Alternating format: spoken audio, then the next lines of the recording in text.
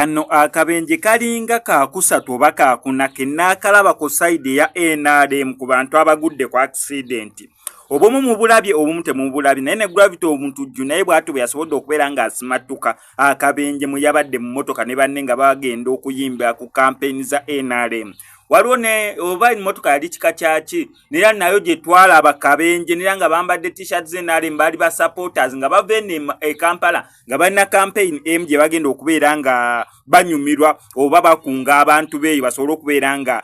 bawa obululu President Yoweri Kaguta Museveni kubanga nabo baali ba NRM. Wabula ate ye side ya Gravity omutujju akirojjanga lutabaalo Mukama Katonda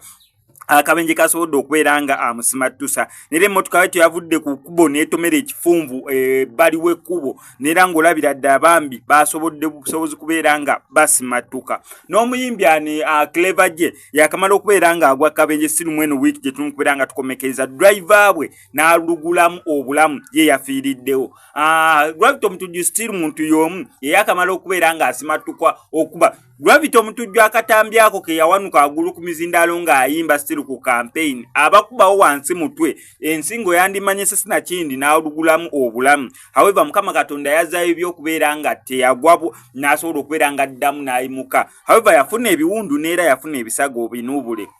okugwa ku mizindaalo. Musajja watu campaign zinene azirabiddemu ebizibu n'ebiwerera ddala gwe bakuba obucupa wagenda okuyimba oyo yagwa ku mizindaalo kati wuno agudde kabenje bebamu ate bali mu kubeera nga babakuba ekikono mukimanyi bulungi nnyo nti n'abayimbi abayimbira ku campaign za NRM bali mu kubeera nga bakubibwa ebikono eruuyi n'eruuyi. Eddie Kenzo agamba bamukuba ekikono, Bebe Cool agamba bamukuba ekikono, Gravity omutujju agamba bamukuba ekikono, Lil Pazzo yavaayo n'ayomba bubi nnyo kati ekikono kiri mu bayimbi abali mu kubeera nga bayimba ku campaign za NRM. Naye bino wano ku SMX Media ngenda soba bulungi nnyo okubeera nga nze nsigala nkuwa updates gwe kyonna okukola subscribinga nyiga notification bell ebisigadde obitulekere.